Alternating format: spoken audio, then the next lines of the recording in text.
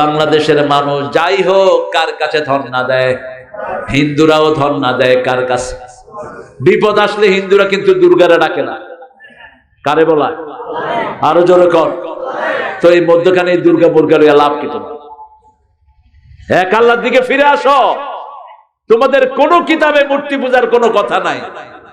প্রিয় ভাই বোনেরা, তোমরা কেন মূর্তির সামনে গিয়ে নিজের জীবনকে নষ্ট করছো? আর আমাদের যিনি মূর্তি বানিয়েছেন, তোর বাপ তোরে জাহান্নামে নেয়ার জন্য যথেষ্ট। বাপ বলবে আমার নামে এত মূর্তি বানালি কেন? কারণ তিনি নিজেকে মুসলমান দাবি করতেন, ঠিক না বেটি? কথা কন না কা? তিনি বলতেন যুদ্ধের ময়দানে গেলেও আমি বলবো আমি কি তো তুই মুসলমান, এত মূর্তি বানালি কেন? তুই সব মূর্তি ভেঙে ফেলো, ঠিক না বেটি? কোন মূর্তি আমরা থাকতে দেব না। আমরা সেজদা করি কাকে? হিন্দু ভাইয়েরা, আপনারাও সেজদা আল্লাহকে করেন, দেখবেন বরকত কিভাবে নাজিল হয়। ফালিয়াবুদু পড়েন, ফালিয়াবুদু রাব্ব হাযাল বাইত আল্লাযী আত'আমাহুম মিন জু' ওয়া আমানাহুম মিন খাউফ। এই ঘরের রবের ইবাদত করো, ক্ষুধা লাগলে খাবার দিবেন কে? আর ভয়ের সময় নিরাপত্তা দিবেন কে? কি নিরাপত্তা তিনি আমাদেরকে দিলেন? করোনায় সারা দুনিয়া শেষ, বাংলাদেশের মতো গরিব দেশকে বাঁচিয়ে দিলেন কে? কোন করোনা নাই, অল্প কিছু, ঠিক না বা ঠিক? অধিকাংশ মানুষকে বাঁচিয়ে দিলেন কে? আর পাশের দেশ বেশি মরছে না কম? খাইছে কি?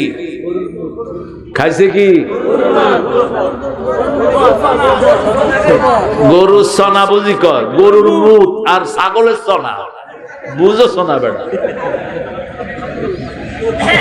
আজকে দেখলাম কোথায় জানি ওরা মুখ দুধের থেকে বেশি দামে বেচে।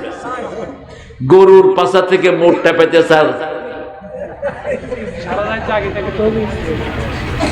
আল্লাহ তো করে ভালো জিনিস খাওয়াবে না। তোরা খাবি গু মুদ, আমরা খাবো দুধ আর ঘি, তোরা খাবি গু, ঠিক কিনা?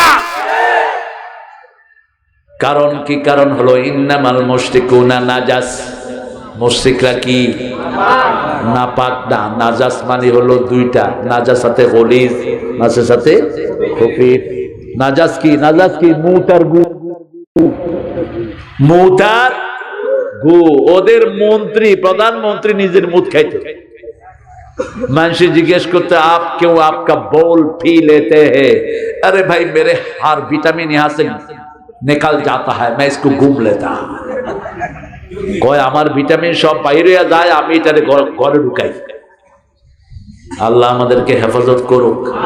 আরো চিৎকার করে বলেন আমিন। ইবাদত আল্লাহর করবেন তো?